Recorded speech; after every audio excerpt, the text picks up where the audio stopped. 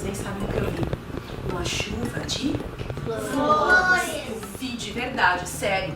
Todas as flores coloridas caíam assim do céu e caíam assim de verdade, de montão. Mas eu cheguei lá e contei e todo mundo disse, mas como é que choveu flores num lugar onde mal cai água do céu? Todo mundo dizia, ih, essa menina aí...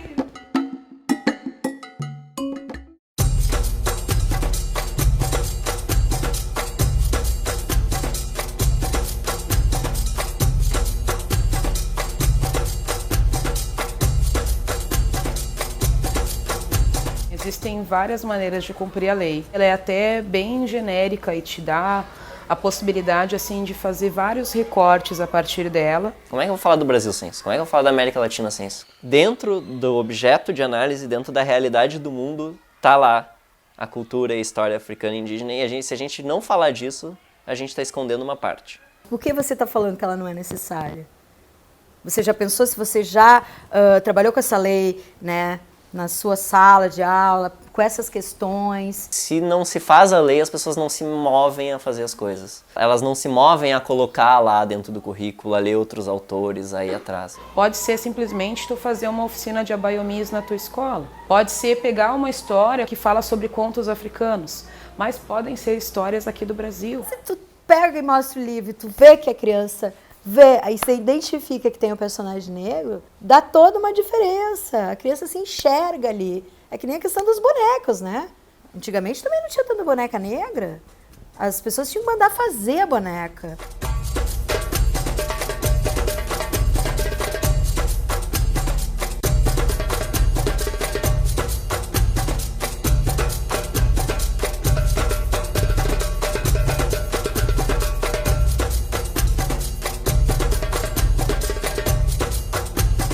Pedagoga e tenho formação em neuropsicopedagogia, voltado para a questão da educação especial, né? Por isso eu trabalho nesse espaço aqui que é a sala de recursos e o laboratório de aprendizagem. Eu comecei a trabalhar dando aula num cursinho pré-vestibular, que era um cursinho popular que tem em Viamão, mas tem em outros lugares também há bastante tempo, que era o cursinho Zumbi dos Palmares, que atendia um público de baixa renda. Ele começa bem polêmico quando ele começa em Viamão, porque ele tinha a proposta de fazer a matrícula só de alunos negros e de baixa renda, e as matrículas que sobrassem poderiam ser para outros alunos.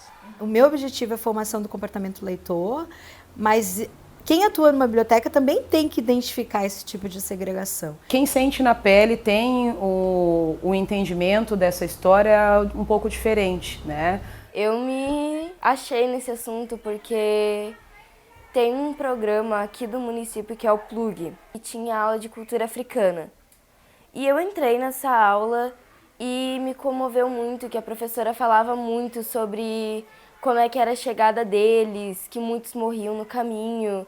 E eu ficava tipo, meu Deus, como é que alguém pode ser tão cruel? Eles iam para a África, eles tiravam tudo da África e levavam, eles traziam pessoas, matéria-prima, essas coisas eles tiravam. E por conta disso o continente africano não pode estar... em algumas partes, situações pobres. A gente sabe que esse movimento para que se diminua tudo que é do negro, ele já vem há muito tempo. Isso foi orquestrado e pensado muito antes de nós. Havia um medo muito grande que o Brasil se tornasse um país de negros indolentes, porque temiam que os negros tomassem conta da sociedade. A centralidade da ideia de raça. Aqui essa ideia socialmente foi formadora. Eles têm muita importância pra gente, só que não tem nenhum reconhecimento, sabe? Ninguém se importa ou ninguém sabe. De europeus, de alemães, tinha livros e livros sobre o território deles, sobre família, sobre esse tipo de coisa. E daí sobre os indígenas, sobre os africanos, a gente achou num livro um parágrafo desse tamanho que falava sobre os indígenas aqui em Voiti há 10 mil anos atrás. O Brasil tinha escravidão por 300 anos. O Brasil incentivou a imigração com uma ideia de raça pura e de trazer pessoas para clarear a população. Normalmente sempre o negro é a parte preta, é a parte ruim da história. Porque o preto não mudou nada, não mudou o Brasil. O negro apenas foi o escravo que trabalhou para a gente branca. Isso é uma parte que deveria ser estudada. porque depois que o negro conseguiu a liberdade, ele construiu a sua família e que tiveram relações com os brancos. O plano de branqueamento da sociedade brasileira, ele não funcionou, porque desde que os portugueses vieram para cá, nossa sociedade ela é uma sociedade miscigenada, com os nossos ancestrais indígenas, com os negros e negras que vieram escravizados e que depois libertos, né? Todos nós carregamos essa semente. Mas a gente tem que lembrar disso, né? A gente tem que lembrar dessas questões e pensar um pouquinho sobre isso. A gente fala tanta palavra aqui de origem africana. Pô, a minha pele é branca, mas... Nossa, quanta coisa eu tenho que vem, né, dos povos africanos, né?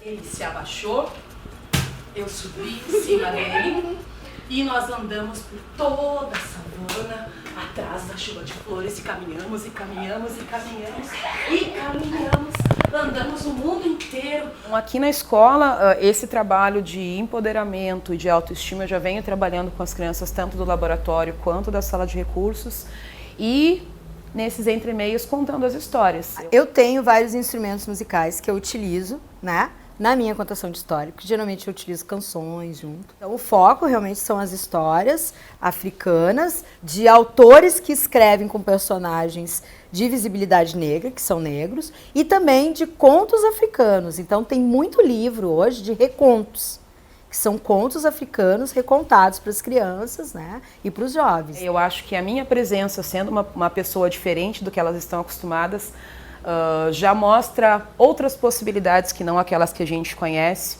O uso dos meus turbantes, né? De uma menina de 5 anos chegar e dizer: professora, que lindo teu chapéu de cozinheira. Achei lindo. E eu tenho que dizer para ela: não, meu amor, esse é um turbante, mas sabe por que eu uso ele? Porque ele é uma coroa de rainha africana. E as rainhas africanas, todas elas usavam turbantes coloridos, como o meu, cheio de coisas bonitas, que era para elas se sentirem cada vez mais poderosas. Brigou comigo todos os dias para que eu fosse na turma dela fazer os turbantes, até que a gente conseguiu fazer uma oficina de turbantes com a educação infantil. Eu noto isso em alguns alunos, assim, eu noto criar uma preocupação com o assunto e realmente se motivar e se mover e se envolver com aquilo e querer saber mais e tal. Mesmo com toda a evolução que se teve, com esses anos todos, eu já tenho 10 anos de formada, mas ainda é difícil tu ver um professor negro nas escolas, porque a nossa sociedade ainda não está acostumada com esse outro lugar do negro. Esse lugar que é de direito, esse lugar que é de pertencimento, porque nós, como os nossos ancestrais, originários dessa terra que a gente chama de índios, mas que já estavam aqui, com os nossos ancestrais que vieram da África, também tem tanto direito quanto os outros. Nós somos várias pessoas em uma só e as crianças vivem várias coisas que a gente não imagina. De 24 horas elas passam 4, um pouco mais quem fica no turno inverso, mas ainda assim é muito pouco. E o máximo que a gente puder dar de carinho e de fortalecimento, né? Eu acho que a sala de aula e a educação promove muita coisa, mas a gente precisa olhar para outras coisas também, que a gente está deixando passar, assim.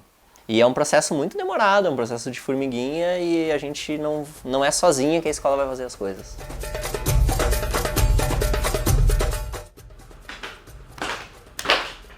Aqui aumentando.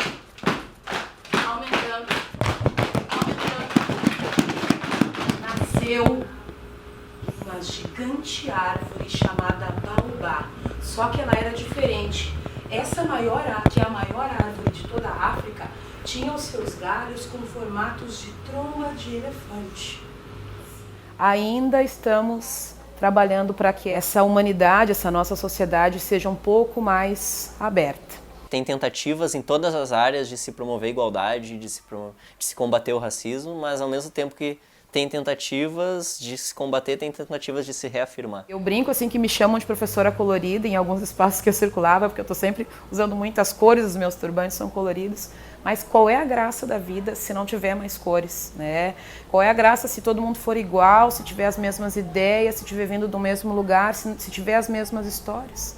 As pessoas só têm as informações do que outras pessoas passam. Elas não vão ver o que aconteceu mesmo. As pessoas não estudam, elas não lêem, elas só pegam e fazem fofoca do que elas têm conhecimento.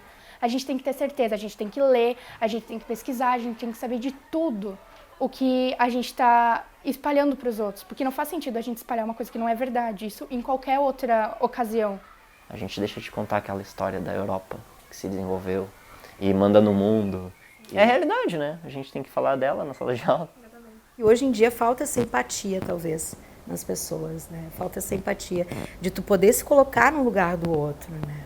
Eu sou porque nós somos. Se eu sou essa potência, se hoje eu sou forte, é porque eu tive um grupo de pessoas, de todos os meus ancestrais, e me arrepia falar nisso, né? Que me ajudaram a chegar até aqui. Né, o meu avô, que me incentivava a leitura, e a minha tia-avó, que disse com 4 anos, 5 anos que eu seria professora, a minha professora Circe, uma professora negra que trabalhava numa escola particular, os meus pais que fizeram todo o esforço para que eu estivesse aqui, a minha mãe de santo, que hoje me incentiva para ir a todos os lugares que eu tenho que ir. São esses ancestrais, são os nossos pretos velhos, são os orixás que me dão força para continuar, sabe? Para ver o quanto vale a pena, assim, toda essa batalha. E quando as crianças me dão esse retorno e dizem, professora, conta mais uma história, conta de novo, e ver que aquilo tocou eles e que eles não vão levar esse preconceito para a vida deles. Eles vão entender que pessoas negras podem ser o que elas quiserem, estar onde estiverem, porque elas merecem respeito e merecem todo o amor do mundo.